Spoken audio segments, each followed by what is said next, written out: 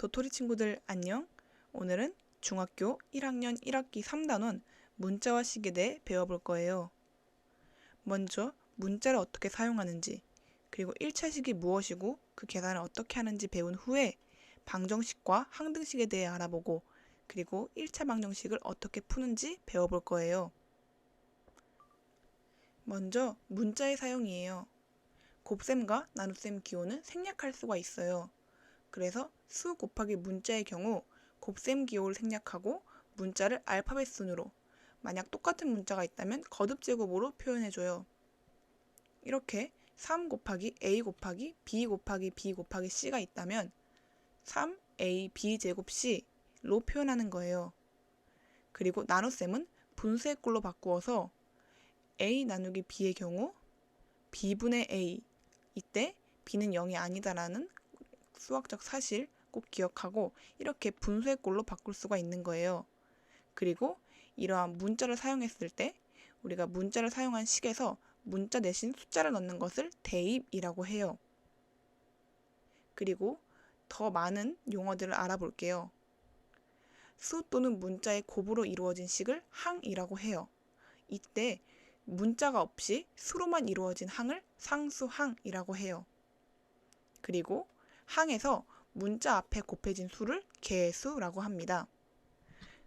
만약 항이 하나로 이루어져 있다면 그 식을 단항식, 만약 한 개 이상의 항으로 이루어져 있다면 다항식이라고 불러요.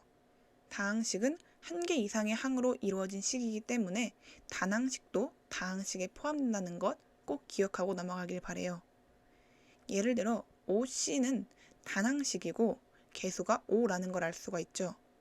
그 다음 3a 플러스 5는 a의 개수는 3이고 플러스 5는 상수항이라는 것을 알 수가 있어요. 그 다음 2x 마이너스 3y 플러스 1은 플러스 1이 상수항이고 x의 개수는 2, y의 개수는 마이너스 3인 다항식이라는 걸 알 수가 있어요. 그 다음 1차식과 그 계산하는 방법이에요. 먼저 차수가 무엇인지 알아야 해요. 차수란 항에서 문자가 곱해진 개수를 말해요. 이때 다항식에서는 차수가 가장 큰 항의 차수를 다항식의 차수라고 해요. 이 다항식의 차수가 1인 다항식을 1차식이라고 합니다. 이렇게 4a, 2x, 3y와 같이 문자가 한 번 곱해져서 차수가 1인 다항식을 1차식이라고 하고 3x의 세제곱, 5y의 제곱과 같이 문자가 2번 이상 곱해져서 차수가 1보다 큰 다항식은 1차식이라고 하지 않습니다. 자, 그럼 1차식에서 곱셈과 나눗셈은 어떻게 하는지 알아볼게요. 곱셈은 수끼리 곱해서 문자 앞에 쓰고 문자는 알파벳 순으로 정렬하면 돼요. 예를 들어 4a 곱하기 2b의 경우 4 곱하기 a 곱하기 2 곱하기 b로 표현할 수 있겠죠? 이걸 순서를 바꾸어서 4 곱하기 2 곱하기 a 곱하기 b로 바꾼 다음에 숫자를 곱해주면 8ab로 표현할 수가 있어요. 나눗셈의 경우는 나누는 수의 역수를 곱하면 돼요. 이렇게 4ab 세제곱 c제곱 나누기 2a b제곱 c가 있으면 4ab 세제곱 c제곱 곱하기 2a b제곱 c분의 1을 해주고 약분을 하면 2bc가 나온다는 것을 알 수가 있죠.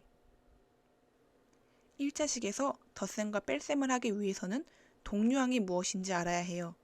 동류항이란 문자와 차수가 각각 모두 같은 항을 말해요. 1차식의 덧셈과 뺄셈은 동류항끼리만 가능하다는 것 꼭 기억하고 넘어가야 해요.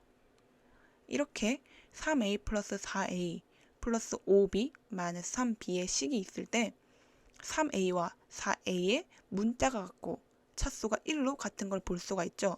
그래서 3a와 4a는 동류항이에요. 그리고 5b와 마이너스 3b도 마찬가지죠. 그래서 1차식의 덧셈과 뺄셈은 동류항끼리만 가능하기 때문에 3 플러스 4a, 5 빼기 3b 이렇게 묶어서 7a 플러스 2b까지 가능하다는 것, 7a와 2b는 더할 수 없다는 것을 꼭 기억하고 넘어가요. 다음은 1차식의 계산 중에서 분배법칙이에요.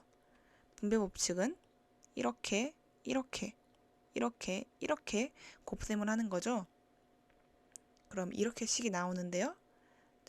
먼저 곱셈 기호를 다 써준 후에 순서를 바꾸어서 숫끼리 곱하고 문자는 알파벳 순으로 정렬하면 이런 답이 나오죠. 이 네 개는 각각 동류항이 아니기 때문에 더 이상의 덧셈과 뺄셈은 불가능하다는 것을 알 수가 있어요. 다음은 방정식과 항등식이에요. 방정식과 항등식에 관련된 용어들을 먼저 정의해 볼게요. 등식이란 등호를 사용하여 수 또는 식이 같음을 나타낸 식을 말해요.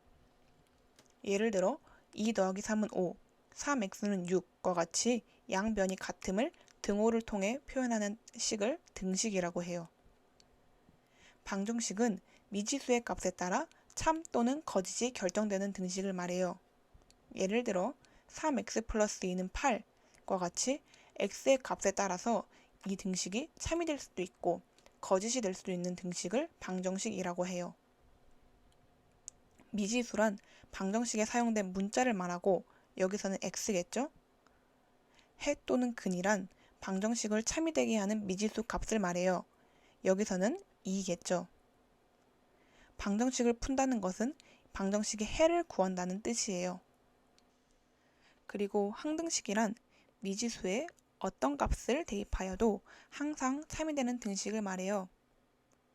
예를 들어 2x 플러스 4는 2 괄호 열고 x 플러스 2 괄호 닫는 식이 있는데요. 이 두 변은 달라 보이지만 사실은 똑같다는 걸 알 수가 있죠. 그래서 x에 어떤 값을 넣어도 항상 참이 되는 등식임을 알 수 있어요. 다음으로 등식의 성질이에요. 먼저 등호를 기준으로 왼쪽을 좌변, 오른쪽을 우변이라고 해요. 그리고 이 두 개를 통틀어서 양변이라고 해요. 이렇게 등식의 양변에 같은 수를 더하거나 빼거나 곱하거나 나누어도 등식은 성립한다는 성질을 가지고 있어요. 이러한 등식의 성질을 이용하여 방정식을 x는 수의 꼴로 바꿔서 해를 구하면 방정식을 풀 수가 있어요.